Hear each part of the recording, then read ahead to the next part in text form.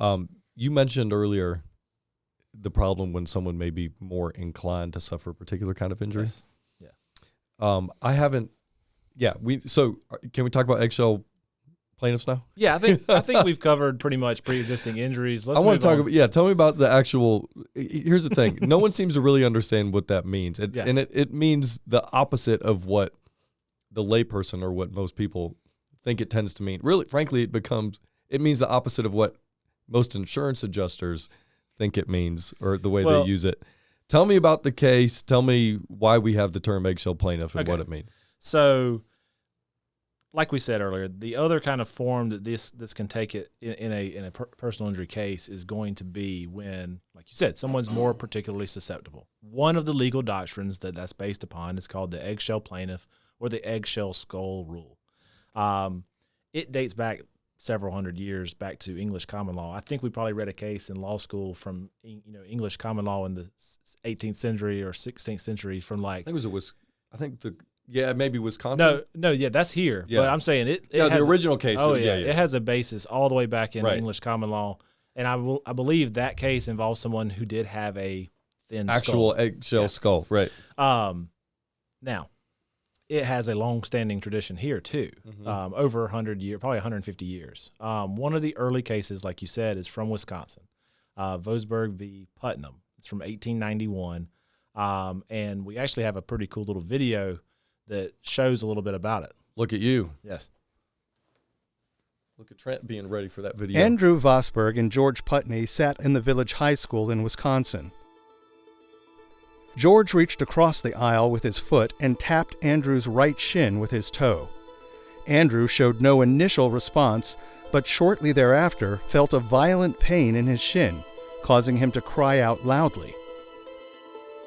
Earlier in the year, while sledding on January 1st, Andrew received an injury just above the knee on his right leg, which appeared to be healing at the time of the classroom incident. One of the medical witnesses theorized that because of the sledding accident, the limb was in a diseased condition when George's touch occurred. Andrew will never recover the use of his limb. So I really like that video because one of the things that doesn't come across when you're reading this case is how lightly the one boy touched the other boy. But to kind of follow up on that, what happened is they had the trial. The jury basically gave them standard, damages for what had happened, like just the injury that had happened. It was a very light kick. It shouldn't have caused this completely unforeseen issue. And, eventually it went to the Wisconsin Supreme Court, and they held, that no matter how unforeseeable, no matter how uncommon, the defendant was responsible for all of the injuries to the plaintiff. So that is an early case that just truly exemplifies because, like in the video, it's such a light touch that no one could ever reasonably lead to, believe that it would lead to the loss of the use of his leg. Yeah. And even that disease was unknown to him. I think, there's some theories as to maybe there's some microbes and some bacteria that had gotten into the wound from when he hit the rock. And it eventually had gotten into his bone. And due to the fact that there's not much meat in between the shin bone and your skin, when he was tapped and kicked by the other kid, that basically pushed that bacterial infection into his bone, and his bone, never recovered. Wow. So it's just one of those really wild cases that really did establish that this is alive and well in our common law. Mm-hmm.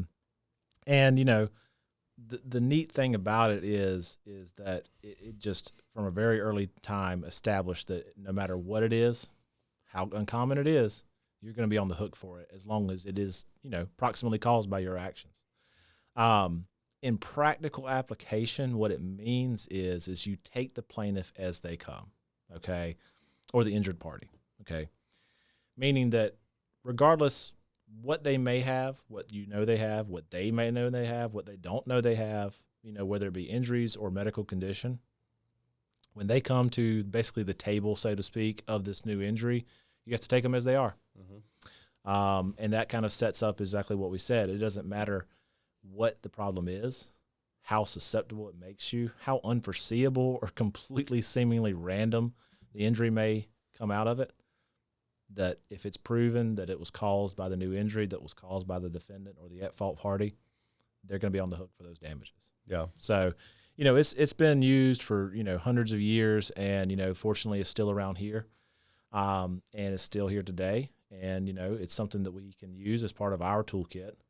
But you're right. Like, it's not what insurance companies think, and they kind of assume that it's more of that traditional thought from England. Like they think that means they don't owe them for the damages. It's an eggshell plaintiff. Well, exactly. Yeah. They think, oh, well, your plaintiff, they think, oh, well, your plaintiff is just particularly susceptible. So that's why it's like a get out of jail free card for them. They think that excuses the fact that our client was injured more than is maybe reasonable. Mm-hmm. But in fact, it means the opposite. So that's just a really neat case, and it's one we learn in law school. And that was cool with the visual. I've never seen that. I like the visual because, again, when you read it and it says that he was kicked, well, how hard was he kicked?